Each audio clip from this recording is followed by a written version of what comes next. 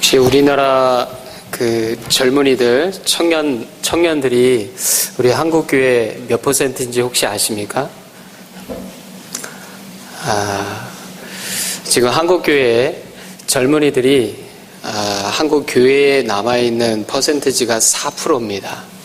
나머지 96%는 교회에 나왔다가 안 나오든지 신앙을 포기했든지.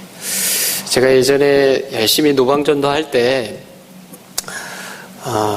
개인적으로 이제 예수님 믿느냐, 또 복음을 들어보겠느냐 이렇게 하면 대부분의 대답은 다녀봤다. 근데 왜 안 나가느냐? 그건 뭐 이런저런 얘기하고 그러는데 우리나라에서 적어도 우리 한국 땅에서 젊은이들이 적어도 한 번, 두 번 정도는 다 교회에 나갔었는데 이제 고등학교 졸업하면서 안 나가게 되는 그런 경우가 대부분입니다. 그래서 가끔 이런 사람이 가끔 있습니다. 이런 천연기념물이라 그러는데 한 번도 교회 안 나가봤다. 뭐 성탄절이든지 부활절이든지 하여튼 다 내가 그 고등학교 졸업할 때까지 한 번도 나간 적이 없다. 그런 사람은 거의 뭐 가끔은 만납니다만은 거의 없습니다. 그래서 대단하다고, 어떻게 그 주변에서 많이 권했을 텐데 그렇게 한 번도 안 나갔냐고. 그러면 그런 사람이 가끔 있긴 하지만 대부분은 나왔다가 안 나갑니다. 그래서 우리 오늘 교육부 헌신예배를 통해서 그 문제점이 무엇인지는 저는 정확히 알고 있습니다. 그래서 우리 이 말씀을 들으시고 여기 이제 선생님 계신 분들도 계시지만 우리 이건 사실은 내가 교사다 아니다 이런 문제가 아니고요. 이거는 우리 한국교회뿐만 아니라 기독교 전체의 큰 문제점입니다. 그러나 우리가 성경으로 원래 사도들이 믿었고 전한 그 복음을 우리가 말씀대로 회복하면 충분히 하나님께서 다시 한번 부흥을 허락해 줄 줄 믿습니다. 우리 오늘 고린도전서 15장 말씀을 같이 읽었는데 우리 여기서 바울은 이렇게 전하고 있습니다. 내가 받은 것을 너희에게 전하였다. 바울이 자기가 뭔가 묵상을 깊이 해서 뭔가 새로운 통찰력을 가지고 말씀을 전하고 기록한 게 아니고 바울이 전수를 받았다는 겁니다. 뭐를 전수받았을까요? 그 내용이 3절, 4절에 나와 있습니다. 그러니까 바울이 전수받은 이 복음은 뭐냐 하면 성경대로 죽으시고 성경대로 부활하신 그걸 전수받았다는 거예요. 그래서 그것을 너희에게 전한다는 겁니다. 사도 바울이, 다시 한번 말씀드립니다. 사도 바울이 그 누구보다도 공부를 많이 한 분이죠. 그죠? 가말리엘 문화의 그런 제자인데 이 가말리엘이라는 스승의 제자가 되려면 우리나라로 적용을 하자면 서울대학교에 2명을 뽑는데 그러면 이제 전국에 뭐 고등학교에서 1등한 사람들이 쫙 모이겠죠. 각 학교에서. 그 사람 중에 2명을 뽑습니다. 유대 이스라엘에서. 그 중에서 1등인 사람이 사도 바울입니다. 그러니까 가말리엘 문화에 있었던 이 사도 바울이 자기를 소개할 때 그거는 그런 뜻입니다. 그러니까 사도 바울이요 굉장한 사람이죠. 그런데 자기가 어떤 그런 뛰어난 자기의 지식이라든지 학문적 업적이라든지 그것을 내세우지 않고 내가 전해받은 것, 예수님으로부터 또 그 사도들, 다른 사도들로부터 또 복음을 전수받은 것, 그것을 내가 받았고 또 너희에게 전하고 있다. 그것을 말씀합니다. 그래서 여기서 중요한 것은 성경대로라는 겁니다. 우리 3절에도 성경대로, 4절에도 성경대로. 그래서 모든 답은 사실은 성경에 있습니다.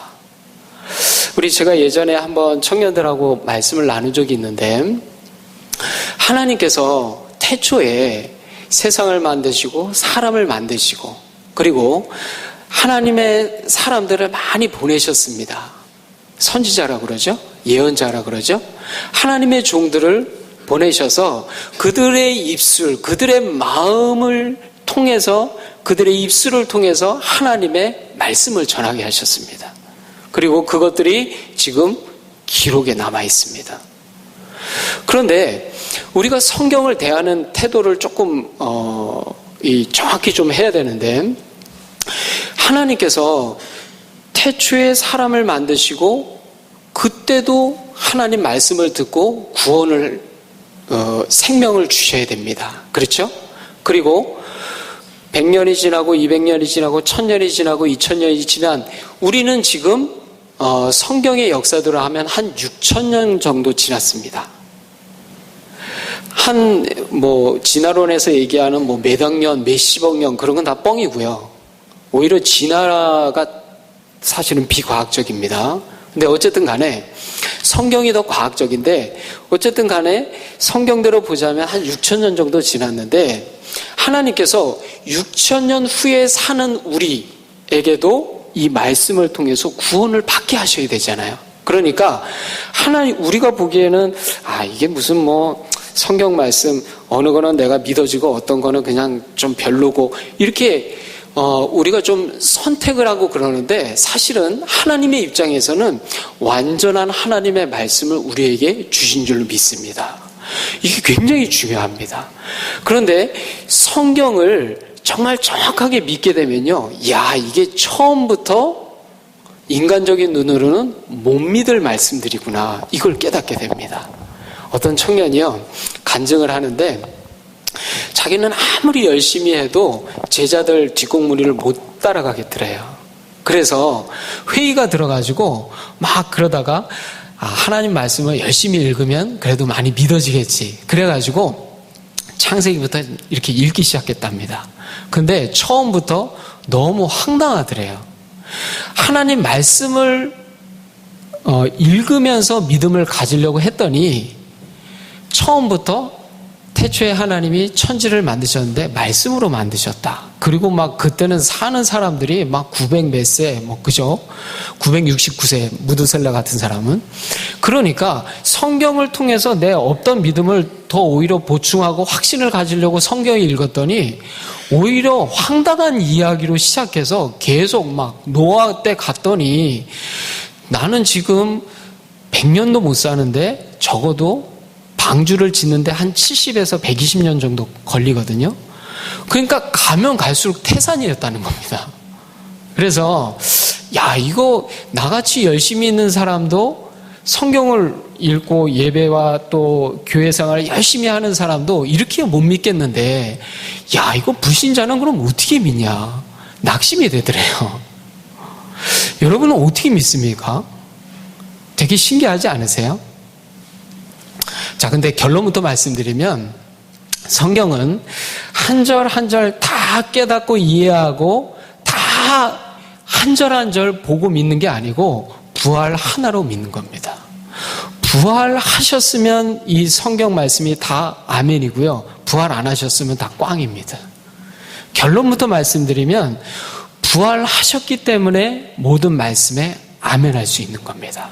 그래서 우리 이 바울은 내가 성경대로 죽으시고 부활하신 이 예수님을 내가 전해받았다. 그리고 내가 너희에게 전하고 있다. 이렇게 말씀합니다. 자, 우리 이제 조금 이따 사도행전을 좀 볼 텐데요. 여러분 이걸 좀 잘 보셨으면 좋겠습니다. 복음서에서 예수님의 말씀과 사역이 기록되어 있는 이 복음서에 예수님의 말씀이 많이 나오죠. 어떤 성경은 왜 예수님이 직접 하신 말씀은 빨간색으로 칠하고 제자들의 말이나 이렇게 하셨더라 저렇게 하셨더라 이런 거는 이제 까만색으로 이렇게 있는 성경을 보셨을 겁니다. 예수님의 말씀, 마태복음 보면 산상수훈부터 시작해서 공동체 설교, 천국 설교, 여러 가지 설교 많이 하시잖아요. 그렇죠? 귀신을 내어쫓고 이런 많이 말씀을 하시는데 제자들이 그것을 3년 반 정도 방학도 없고 휴가도 없고 맨날 예수님과 먹고 자고 동고동락하면서 그걸 다 들었습니다. 예수님의 기적은 체험할 대로 다 체험했습니다. 그렇죠? 그리고 예수님이 내가 다시 올게 하면서 이 옷자락을 펄럭거리면서 하늘로 승천하셨습니다. 그렇죠? 이제 제자들만 딸랑 남게 되었어요. 그것이 사도행전 1장의 시작이 그렇게 시작이 됩니다. 자, 제자들의 입장에서는 예수님에게서 그 놀라운 예수님에게서 3년 반 동안을 따라다니면서 같이 먹고 자고 그 말씀을 듣고 기적을 체험했습니다. 그렇죠? 그러면 제자들이 이제 너희가 나의 증인이다. 그런 말씀을 듣고 이제 이거 우리가 해야 되는구나. 그래가지고 기도하고 했더니 성령이 오시고 막 충만해가지고 이제 쫙 나갔단 말이에요. 그럼 무슨 말씀을 전해야 될까요? 예수님께서 말씀하시기를 심령이 가난한 자는 복이 있습니다. 천국이 이들의 것입니다. 이러면서 예수님 하신 말씀을 막 전해야 되잖아요. 그죠? 그런데 사도행전은 그런 내용이 안 나옵니다. 좀 이상하지 않으세요? 예수님의 제자들인데 왜 예수님의 제자들은 예수님이 하신 말씀은 전하지 않고 왜 다른 말씀을 전할까요? 우리 사도행전 우리 1장 22절 말씀을 좀 보겠습니다. 찾지는 마시고요. 시간 관계상 다 적어놨습니다. 사도행전 1장 22절 말씀을 먼저 좀 보겠습니다. 요 1장 22절 말씀은 우리 여러분 아시다시피 가룟 유다가 예수님 배신하고 그래서 자살해서 죽었습니다. 그래서 이제 새로운 제자를 한 명 더 뽑아야 되는데 마띠아가 뽑혔죠. 그죠? 근데 마띠아가 뽑히는데 그 조건이 이 22절에 나옵니다. 한번 읽어볼까요? 항상 우리와 함께 다니던 사람 중에 하나를 세워 우리와 더불어 예수께서 부활하심을 증언할 사람이 되하여야 하리라 하거늘. 아멘. 그러니까 조건은 하나입니다. 우리와 같이 다니던 우리 중에서, 일단 우리 중에서 다른 아예 예수님도 모르고 우리랑 같이 다니지 않은 사람 말고 일단 우리 중에서 어떤 사람이냐? 예수님의 부활하심을 전할 사람. 그게 조건이었습니다. 제자의 조건이었어요.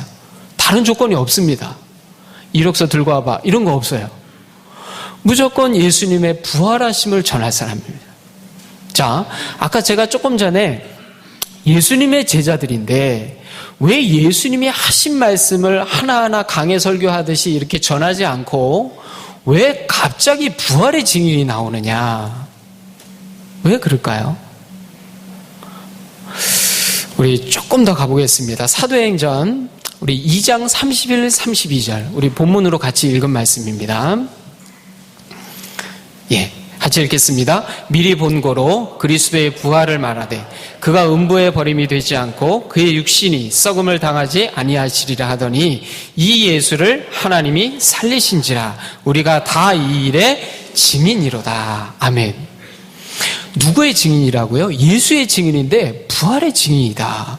사도들이 예수님께 말씀을 듣고 예수님과 동고동락하고 예수님의 죽으심과 부활을 목격한 이 제자들이, 이 사도들이 우리는 부활의 증인이다.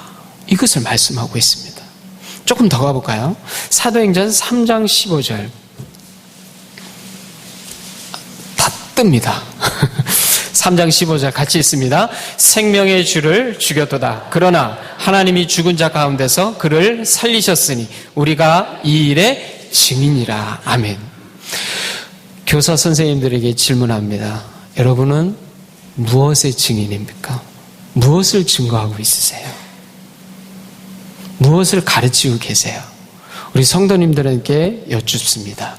여러분 자녀들에게 신앙교육을 하고 예수님을 소개할 때 무엇을 가지고 말씀을 하십니까? 이렇게 저렇게 해야 돼. 인간적인 기준들이, 인본주의적인 것들이 너무 많이 들어와 있습니다. 사도들은 이 한 가지로 이 한 가지를 전했습니다. 우리 4장 2절에 보면 예수님의 부활 전하는 것을 싫어합니다. 왜 부활 전하는 것 싫어할까요? 우리 읽어볼까요? 4장 2절입니다. 예수 안에 죽은 자의 부활이 있다고 백성을 가르치고 전함을 싫어해. 유대인들의 지도자들이 이것을 싫어합니다. 지금도 사실은 마찬가지입니다. 지금도 선교의 최일선에 있는, 예를 들어 공산권이라든지 이슬람권이라든지 이런 데서는요, 예수님의 부활만 막습니다. 왜냐하면 부활이 사실이면 나머지는 볼 것도 없는 겁니다. 다 기독교 성경에서 말씀하는 이것이 다 사실로 되어지기 때문에 부활만 막습니다. 이슬람권에선 부활이 거짓이라고 말합니다. 어떤 사람은 물론 십자가에서 죽은 예수가 진짜 죽은 게 아니다, 하도 채찍질을 당하고 또 십자가에 못 박히고 이래서 쇼크로 잠깐 기절했다가 무덤에 들어가서 선을 하니까 뭐 깨어났다, 이런 이제 얘기도 하는데 확실히 죽었습니다. 여러 가지 정황으로 확실히 죽으셨고 또 확실히 살아나셨습니다. 그러니까 제자들이 이것을 목도하고, 그러니까 제자들도 사실은 계속 헷갈린 겁니다. 뭘 헷갈렸냐면 예수님이 너무 좋거든요. 사랑이 많으시지, 능력이 많으시지, 인격도 좋으시지. 그러니까 예수님을 따랐어요. 그런데 뭐 성경에는 이런 말은 없죠. 뭐 같이 화장실에 갔다, 뭐 이런 건 없지만 예수님이 분명히 사람이셨기 때문에 생기 활동이 다 있었을 거고, 또 뭐 눈에 눈곱도 꼈을 거고, 하품도 하셨을 거고, 뭐 감기도 들리셨을 수도 있고, 그런 말은 없지만 성경에. 그러니까 제자들도 분명히 사람인데 사람이 할 수 없는 일들을 해요. 그렇죠? 그리고 결국은 유대인들에게 신성모독죄, 네가 왜 사람이 돼서 하나님이라 그러냐, 그것 때문에 이제 몰려서 죽으신 거거든요. 그러니까 우리 청년부에 재승이가 있는데 31살짜리가 갑자기 어디 기도원에 들어가더니 사실은 목사님 제가 하나님이에요, 이러면은 제가 어떻게 할까요? 재승아, 그래, 왜 그래, 이럴 거 아닙니까? 그죠? 그런데 자꾸 그래요. 그러면 한 대 맞겠죠. 근데 그 일이 벌어진 겁니다. 이게 유대인들 우리가 믿음 없다 함부로 욕하는데요, 절대 그럴 수 없습니다. 못 믿을 일입니다. 어떻게 31살짜리 청년이 어떻게 하나님이 될 수 있을까요? 이것은요 절대 불가능한 겁니다. 부활하지 않고는요 예수님의 그 감당도 못할 그 말들은요 절대 못 믿을 말들입니다. 여러분, 예수님 말씀 다 믿어지세요? 어떻게 믿어지세요? 못 믿을 겁니다. 사실은 한 절 한 절 다 뜯어보고 한번 자세히 묵상해 보십시오. 자세히 읽어 보십시오. 이게 부활이 전제되지 않으면요 못 믿습니다. 우리 청년들도요 요게 이제 못 믿어져서 저하고 이제 씨름하고 있거든요. 근데 저는 뭐 부활이 확실하니까 저는 성경대로 부활의 증인이거든요. 그러니까 부활만 뚫리면, 부활만 되면 나머지는 다 믿어지는 겁니다. 제가 PPT에는 적지는 않았는데 요한복음 2장 22절을 같이 한번 찾겠습니다. 요한복음 2장 22절입니다.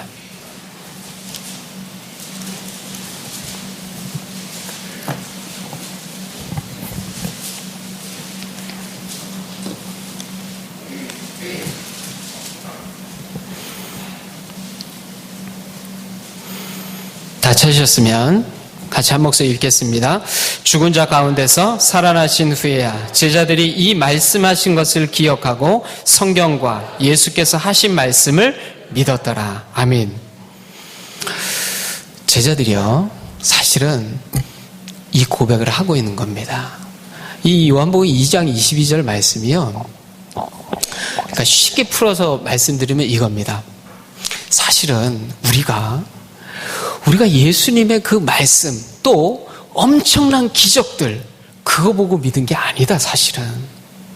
그리고 자기들이 안 믿었다고 다 기록해놨죠? 베드로는 어떻게 기록했죠?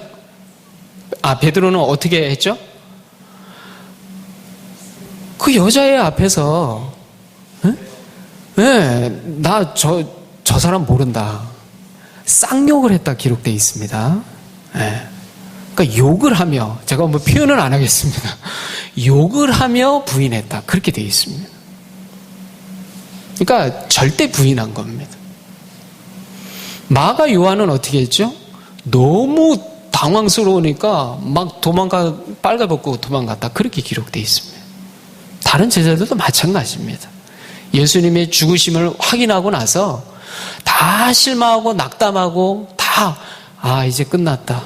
다 고향으로 돌아가고 다시 뭐 배나 타야지, 뭐 물고기나 잡아야지, 뭐 내 고향이나 가야지, 뭐 이런 것들을 다 기록해 놨습니다.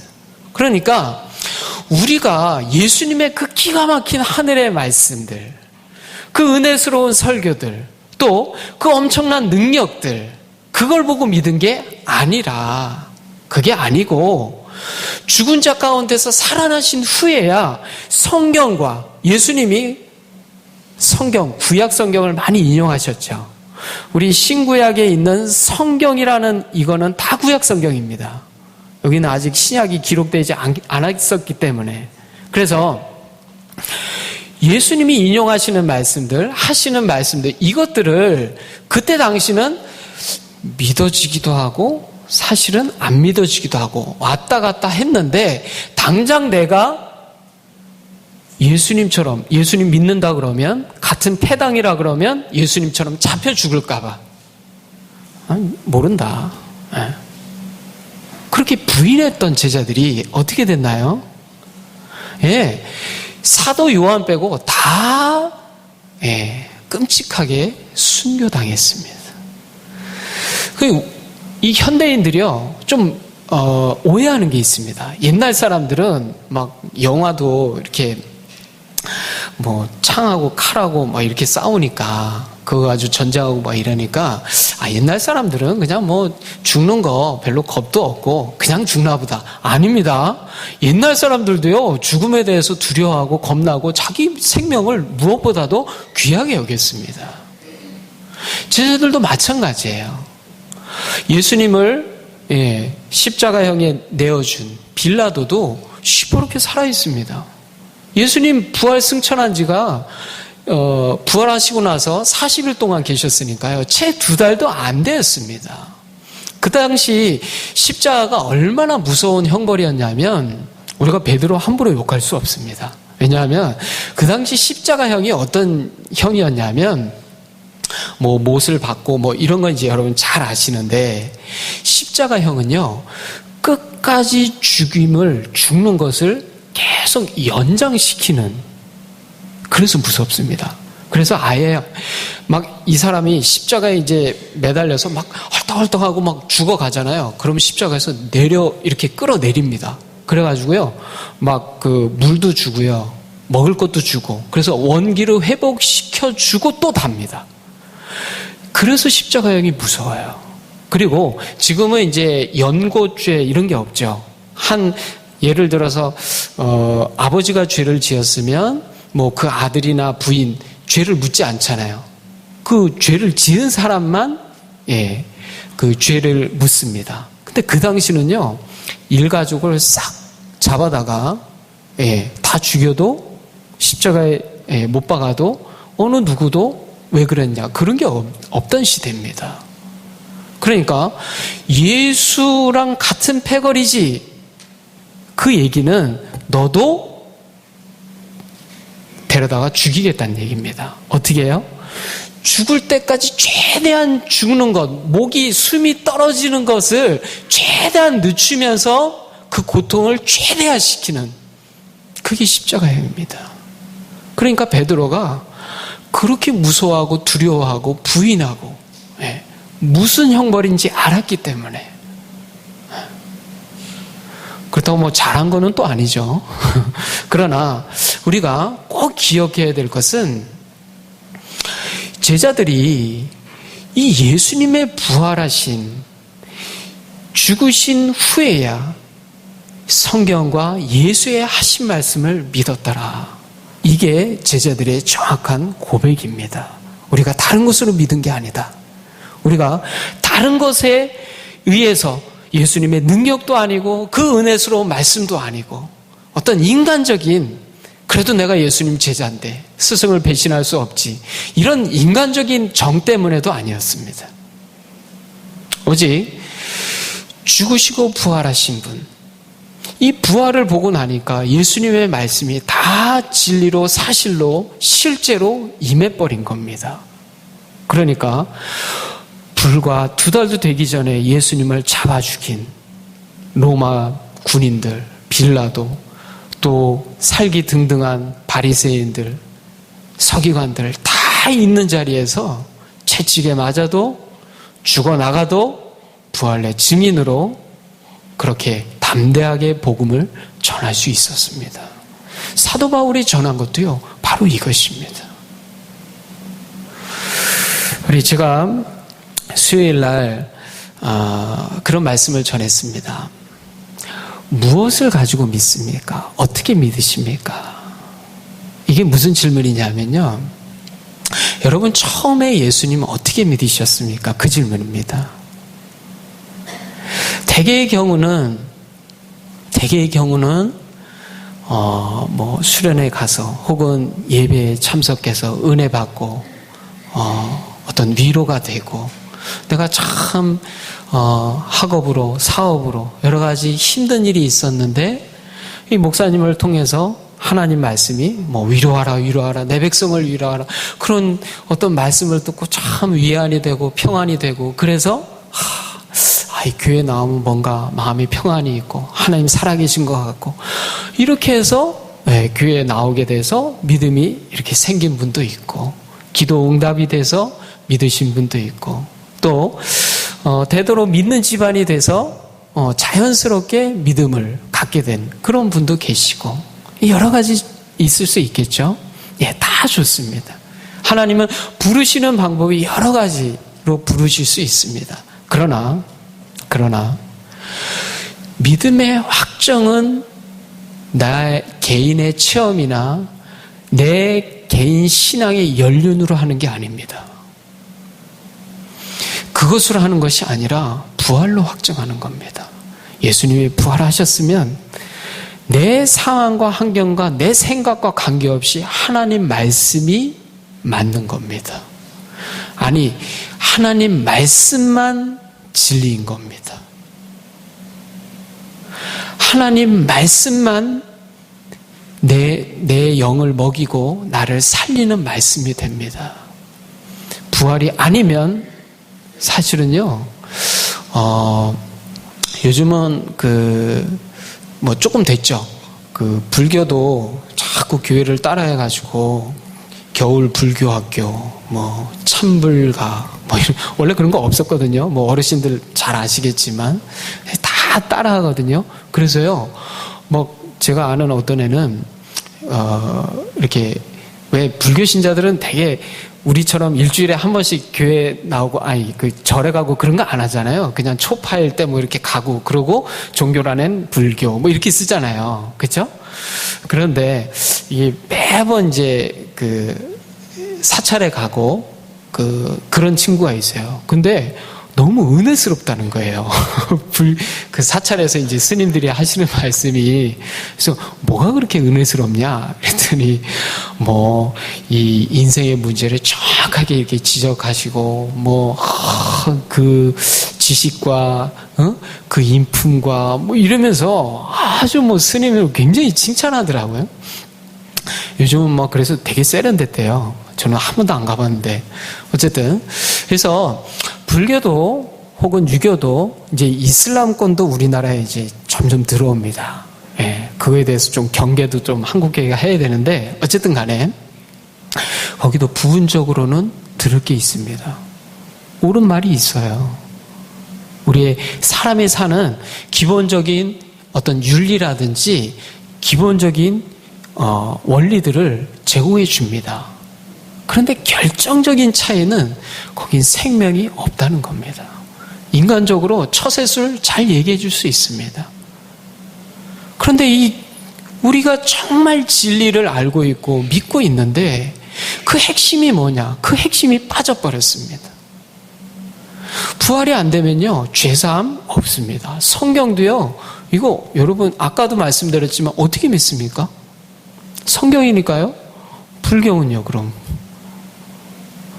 그런 거 가지고 믿는 게 아닙니다. 제자들이 정확하게 말씀하고 있잖아요. 우리 다른 것을 믿은 게 아니다.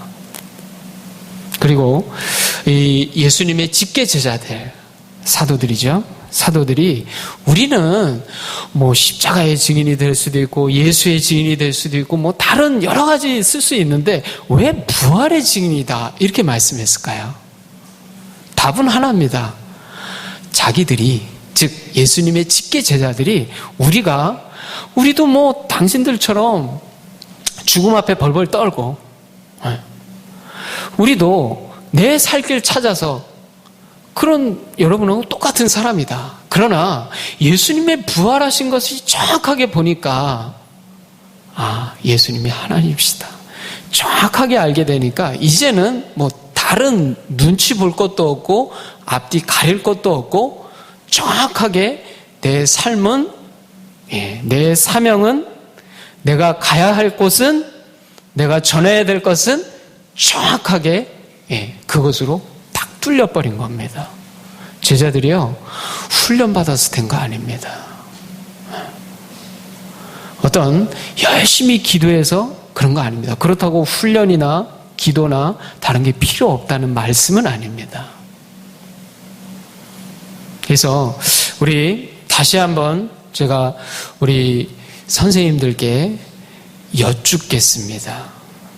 무엇을 전해받았고 무엇을 전하고 있습니까? 성경대로 전하셔야 돼요. 여기에 능력이 있습니다. 그 외에는요, 인본주의적인 거예요, 사실은.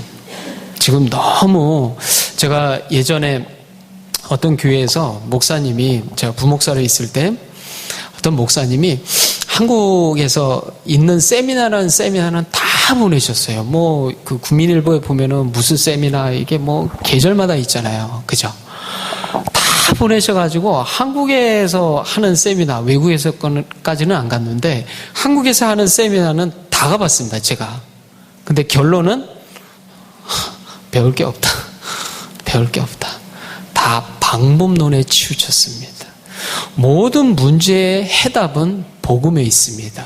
그리고 반대로 말씀드리면 뭐가 문제가 터지면 그 문제 자체가 문제가 아니라 복음의 문제가 있는 겁니다. 복음의 문제, 즉 예수님과의 그 관계가 문제가 있기 때문에 그 문제가 밖으로 터져 나온 거지, 그 근본 문제는 복음에 있고 믿음에 있는 겁니다. 그런데 세상처럼 방법론을 취해요. 이런 방법 저런 방법을 끌어다가 교회를 처음에는 뭔가 되는 것 같죠. 그러나 점점 망해져 가는 겁니다. 사도들은 목숨을 걸고 부활을 전했습니다. 예수님의 십자가와 부활을 전했습니다. 이게 끝이에요. 이게 다였습니다. 다른 게 없습니다. 우리는 무엇을 전하고 있나요? 또 우리는 무엇을 믿고 있습니까? 우리 성도님들, 제가 뭐 판단하고 무시하는 게 아니고요. 성도님들 중에서 굉장한 체험을 가지신 분들이 계실 겁니다. 평생 신앙생활 하면서 예수님께서 기도 응답이나 특별한 은혜, 특별한 체험을 주신 분들이 분명히 많이 계실 겁니다. 그런데요, 제자들을 한번 생각해 보십시오. 이 세상 어느 누구도요, 예수님의 제자들만큼 엄청난 기적을 체험한 사람은 한 사람도 없습니다. 맞습니까? 예수님의 제자들 앞에서 내가 이런 체험했어요, 저런 체험했어요, 그 명함 못 내밉니다. 그렇죠? 예, 안 돼요. 게임이 안 됩니다. 근데 그 제자들이 뭐라 그래요? 우리가 그런 거 가지고 믿은 게 아니다. 그런 거는 내 목숨, 내 신변에 위협이 있으면 다, 그거 안 되는 겁니다. 내 체험 의지, 그거 안 되는 겁니다. 우리 수요일 날 요나의 표적밖에 없다. 예수님께서 마태복음 12장에 그렇게 말씀하시고 16장에도 마태복음에 2번이나 이렇게 언급을 하셨는데 다른 표적을 구하는 것에 대해서 악하다, 음란하다 이렇게 말씀하십니다.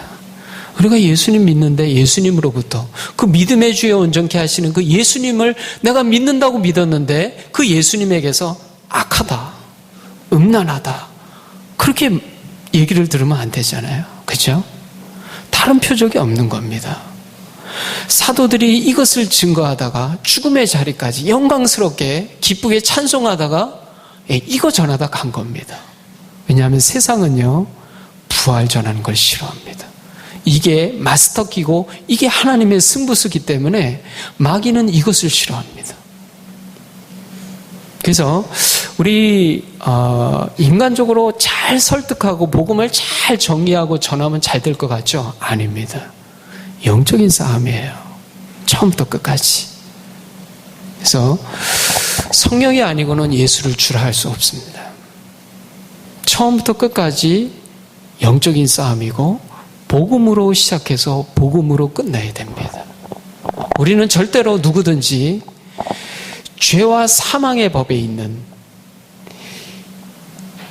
우리 죄인인 사람이요 우리의 노력으로 우리의 어떤 인간적인 것으로 우리의 설득으로 절대 그 사람 하나님 나라의 시민으로 만들 수 없습니다. 우리가 할 수 있는 게 아무것도 없습니다. 그죠? 내가 복음을 듣고 확신하고 그저 그 통로가 되는 것뿐입니다. 그래서요 우리 오늘 특별히 교육부 헌신이기 때문에 우리 선생님들께 이렇게 좀 권면해 드리고 싶습니다. 자꾸 너무 큰 욕심을 내면 안 되고요. 먼저 내가 복음에 확정이 돼야 됩니다. 그러면 내가 이렇게 하고 저렇게 하고 이럴 게 아니고 내가 복음에 내가 먼저 굴복이 되면요. 그 사람을 통해서 마음의 소원을 두고 행하시는 그 하나님께서 그 사람을 움직이기 시작하시는 거예요. 그 인간적인 게 없습니다. 우리가 할 게 없어요. 그냥 예수님과 동행하면 예수님이 그 사람에게 마음의 소원을 두고 행하게 하십니다. 순종하면 돼요. 믿음은 순종이니까. 그래서 우리 사실은 지금은 부활이 사장된 시대입니다. 지금 제가 부활절도 아닌데 부활 얘기하니까 조금 처음엔 낯설게 들리셨죠? 저 안 목사는 좀 부활을 강조하는 목사인가 보다. 이런 생각이 혹시 들으실 수도 있습니다. 그런데 우리 복음서하고 사도행전하고 고린도, 전후서, 로마서 한번 서신서들을 쭉 한번 읽어보십시오. 네. 그러면 이 사도들이 성경이 무엇을 얘기하고 있는가? 이 부활이 예수님의 오심, 사역, 죽으심, 부활, 승천, 다시 오심 이 중에 하나가 아니라 부활은 이 모든 것을 하나로 꿰는 증거가 되고 실제적인 능력이 됩니다. 사도들이 이것을 전한 겁니다. 그래서 우리 성경적으로 다시 돌아가셔야 돼요. 계속 마음을 기경하고 말씀 앞에 쓰시는데 우리가 우리 교회에서 이제 성경 통독 이렇게 열심히 이렇게 하자 이렇게 하는데 성경은 내가 그래 올해 이제 일독을 해보리라 그러면 연말에 가서 내가 일독했구나 요게 남습니다. 그런데 성경은 내가 정말 이 말씀을 통해서 부활의 주를 만나겠다. 그럼 부활의 주님이 걸어 나오십니다. 내가 무엇을 초점을 두고 읽느냐에 따라서 성경은 그렇게 읽힙니다. 제가 그런 거 많이 했거든요. 제가 목회자이기 때문에 목회자로서의 예수님, 목회자로서의 바울, 그러면 목사님으로서의 예수님을 만납니다. 목사님으로서의 바울을 만나게 돼요. 그래서 그렇게 읽고 또 한 번 또 읽을 때는 예수님이 사람들을 어떻게 훈련시키시고 어떻게 제자를 세우시고 그렇게 초점을 맞춰서 보면 또 예수님이 사람을 어떻게 부르시고 말씀하시고 훈련시키시고 제자를 키우시고 이게 보이기 시작합니다. 성경은 이렇게 읽는 거예요. 그냥 일독을 목표로 하면요 연말에 가서 일독했다 이게 남습니다. 그래서 제가 드리는 말씀은 지금 부활절은 우리가 주일을 모이는데 사실은 초대교회는요 1년 52주가 있으면 매주가 부활주일이었습니다. 부활주일 우리가 4월 초주인가요? 올해는 4월 초주가 지나면 4월 둘째 주는 부활 둘째 주, 셋째 주는 부활 셋째 주, 그렇게 갑니다. 왜냐하면 하나님께서는 안식일을 거룩히 지키라 그랬죠. 안식일은 토요일입니다. 그래서 안식일교 사람들이 그것 때문에 지금 올무에 잡혀 있잖아요. 토요일인데 왜 주일로 바뀌었을까요? 예수님이 부활하셨기 때문이에요. 우리가 오늘 주일이잖아요. 우리가 모이는 것은요 부활하신 주님 때문에 모인 겁니다. 사실은 이게 근데 십자가로 가려졌습니다. 그래서 제가 십자가를 무시하거나 부인하는 게 아닙니다. 십자가는요 하나님의 사랑의 결정이죠. 죄사함이 그 피가 아니면 우리 죄는 씻기질 못하죠. 그런데 부활을 통해서 십자가를 볼 때 십자가에 달리신 분이 하나님인 것이 보여야 되는 것이죠. 왜 젊은이들이 지금 4%만 남았습니까? 사도들은 부활의 증인, 즉 살아계신 예수님을 전하는데 지금은 죽은 예수를 전하거든요. 저는 천주교 그거 볼 때마다 기분이 나빠요. 우린 그래도 십자가만 걸어놓지 꼭 예수님 그 형상을 꼭 달아놓는단 말이에요. 죽은 예수를 전하니까 젊은 사람들이 더 이상 안 믿는 겁니다.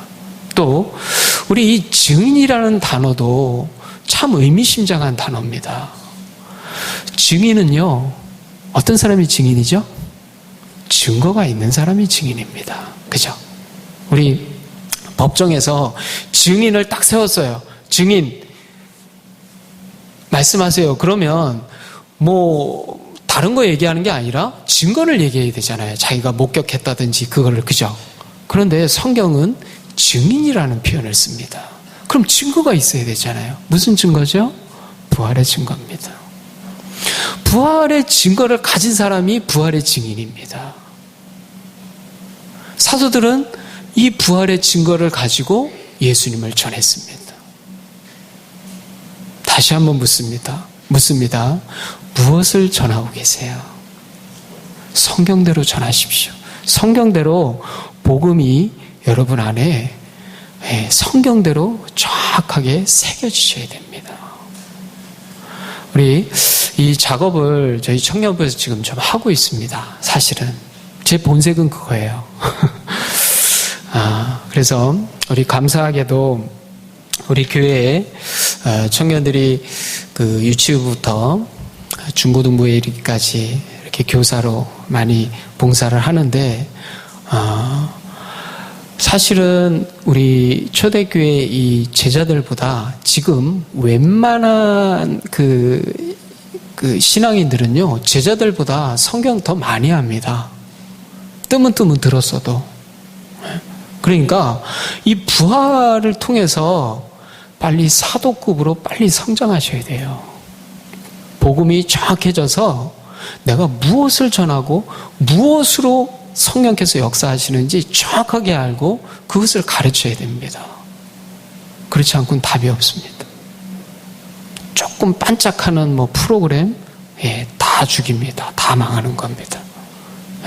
앞으로 시대는 이젠 왜 우리 장로님들 계시고 권사님들 집사님들 자녀들 교회 안 나오면 막 엉덩이 패서라도 교회 나오고 신앙생활 잘하라 이렇게 하죠. 그리고 잘 나오고 봉사도 하고 그러면 막 칭찬 듣고 그러잖아요. 그죠? 앞으로는 기독교인이 되는 것 자체가, 예수 믿는 것 자체가 불법의 시대가 됩니다. 무엇으로 승부할 수 있을까요? 복음이 정확치 않으면 끝나는 겁니다. 당장에 손해가 있고 당장에 불이익을 당하는데 내가 미쳤다고 정확치도 않은 예수를 내 손해를 감당하면서 누가 믿을까요? 더 안 믿습니다. 앞으로 이 시대는요 더 암울합니다. 그러나 정확한 증거를 통해서 증인이 되면요 죽인다 그래도 나옵니다. 그래도 믿습니다. 그분이 정확하면. 그래서 제가 어제 그 카타콤 순교자라는 책을 이렇게 좀 사기는 조금 됐는데 오래 미루다가 이렇게 좀 읽었거든요. 그 지하에서 눈이 실명이 되면서까지 그렇게 신앙을 지킨 사람들, 무엇 때문에 그렇게 지킬 수 있었을까요? 이유는 단 하나입니다. 부활이 정확하니까 예수님이 정확히 보입니다. 예수님이 보이니까 천국이 정확히 보이는 겁니다. 그래서 이 땅에 미련을 두고 이 땅에 있는 것으로 울고불고 하지 않고 정확히 하나님 나라의 시선이 정확하게 내가 하나님 나라의 시민이구나. 이것이 정확히 되면요. 절대 흔들리지 않습니다. 이 세상에 무엇으로도 예수님을 주인으로 믿는 사람을 흔들 게 없습니다. 세상에 감당할 수 없는 오히려 세상을 이기는 그런 사람이 됩니다. 우리 성강교회 교육부가 정말 제가 기도할 때마다 참 그런 기도가 됩니다. 하나님, 저를 이곳에 보내주신 이유가 이 부활의 증인으로 부활을 증거하고 또 부활의 증인을 세우도록 우리 성강교회에 저를 보내셨는데 우리 성령님 역사하셔서 이 말씀 빨리 알아듣고 정말 성경을 통해서 확인하고 확정하고 그래서 살아계신 주님, 죽은 예수가 아니라 살아계신 주님과 교제하고 대화하고 동행하고 그래서 정말 겉모습은 뭐 변한 거 없지만 내가 예수 안에서 새로운 피조물이구나. 그리스도 안에 있으면 누구든지 새로운 피조물이구나. 이전 것은 다 지나갔고 내가 새롭게 되었구나. 날마다 새로운 겉에 모든 다른 것이 채워져서 감사하고 그런 것이 아니라 오직 예수님 때문에 기뻐하고 감사하고 내 안에 계신 천국의 주인 그분을 모시고 정말 기쁘게 살아가는 속해 오게 하옵소서. 우리 자라나는 다음 세대가 지금 철저히 무너져 가고 있거든요. 우리 교회 어떨 것 같습니까?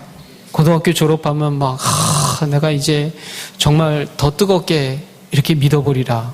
아니에요. 세상으로 다 나자빠집니다. 세상의 증거가 훨씬 더 강력해요. 그러나 예수님이 부활이 정확해지면요. 하나님 말씀이 하나하나 다 정확하게 믿어지게 됩니다. 이것에 목표를 두셔야 됩니다. 그러면 윤리적인 거, 인간적인 거 가르치는 거 안 해도 됩니다. 아주 뜨겁게 일어설 수 있습니다. 우리 이 역사를 위해서 우리 함께 좀 같이 좀 기도하고 우리 마치도록 하겠습니다. 우리 특별히 유치부, 아동부, 중고등부, 청년부 또 우리 성도님들 자녀들이 있으실 거예요. 우리 한국교회 왜 지금은 이제 저기 삼일교회가 조금 망가지고 지금 새롭게 일어서려고 하지만 왜 한국교회에 그런 풍토가 있었잖아요. 지방에서 공부 좀 꽤나 하는 사람들은 다 서울로 대학 오고 그 젊은이들이 선호하는 교회 삼일교회 그리고 결혼해서는 사랑의 교회 이게 일종의 그 공식이었거든요. 아셨나요? 되게 그런 공식이었어요. 그러니까 뜨겁게 잘 믿고 정말 열심히 믿어보려고 하는 사람들은 다 삼일교회로 모였고 그리고 결혼해서는 사랑의 교회로 옮겨 타고 이게 정말 좀 열심히 믿으려는 사람들의 일종의 공식이었어요. 아마 우리 성강교회도 아마 그런 친구들이 좀 있었을 것 같아요. 자, 근데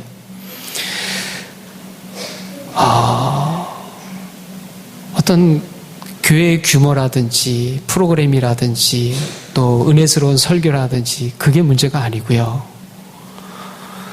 부활의 증인이 되느냐 안 되느냐 그게 중요한 겁니다. 그게 중요해요. 우리 성강교회가 규모는 작은 교회지만 그 사람이 한 사람 한 사람 세워질 때 그 한 사람이요. 그 한 사람이 열을 감당하고 100을 감당합니다. 그런 역사가 있도록 우리 교육부 가운데, 우리 가정 가운데, 우리 성도님들의 자녀들 가운데 그런 역사가 일어나도록 우리 한 가지 제목 가지고 우리 간절히 기도하고 마치도록 하겠습니다. 하나님 아버지 감사합니다. 우리 이 시대 가운데 부활이 사장되고 아버지 하나님 온전히 주님이 아버지 죽은 예수를 전하는 이때에 아버지 부활의 증인이 아버지 되게 하여 주시고 온전히 살아계신 예수님, 살아계신 예수님의 말씀이 우리의 마음과 심령에 새겨지고 온전히 부활의 증거를 가지고 증인이 되어서 정말 아버지 초대교회의 그런 사도들과 같이 아버지 부활의 증인으로 아버지 복음을 전하고 아버지 죽기까지 사명을 감당하는 그런 놀라운 하나님의 종들이 아버지 우리 성강교회 가운데 일어나게 하여 주시옵소서. 우리 교육부 가운데, 유치부 가운데, 아동부 가운데, 중고등부와 청년부 가운데, 우리 장년부 가운데 이 놀라운 역사 일어나도록 성령님 역사하여 주시옵소서. 우리의 말씀과 아버지 주님의 성령의 역사하심을 통하여서 우리 가운데 놀라운 하나님의 역사가 일어날 줄 믿습니다. 아버지 우리 자녀들이 우리의 다음 세대가 아버지 우리 부활의 주님을 붙잡지 않으면 아버지 이 세상으로 갈 수밖에 없고 세상에 아버지 여러 가지 유익한 여러 가지 아버지 황홀한 여러 가지 화려한 것에 우리의 눈과 마음이 빼앗길 수밖에 없습니다. 아버지 하나님 지금도 살아계셔서 말씀으로 역사하시는 우리 하나님의 부활의 복음을 듣고 온전히 주께 돌이키는 온전히 주 안에서 만족과 감사 풍요를 누리는 우리의 성광의 모든 권속들 될 수 있도록 성령님 인도하여 주시옵소서. 우리 하나님 참으로 제자들이 예수의 죽으신 후에야 성경과 예수의 하신 말씀을 믿었더라 말씀한 것처럼 또한 아버지 내가 받은 것을 너희에게 전하였노니 성경대로 죽으시고 성경대로 부활하신 예수님을 증거한 사도 바울과 같이 아버지 우리도 정말 성경대로 부활을 증거하고 예수님의 살아계심을 또한 확실한 증거를 가지고 증인된 삶이 되게 하여 주시기를 원합니다. 아버지 우리가 정말 부활의 증거가 있는지 우리 자신을 살펴보게 하여 주시고 말씀을 통하여서 이 확신에 이를 수 있도록 우리의 머리 숙인 사랑하는 모든 주님의 권색들 온전히 축복하여 주시고 인도하여 주시옵소서. 이 역사가 하나님의 열심으로 온전히 이루어질 줄을 믿사옵고 예수님 이름으로 기도합니다. 아멘.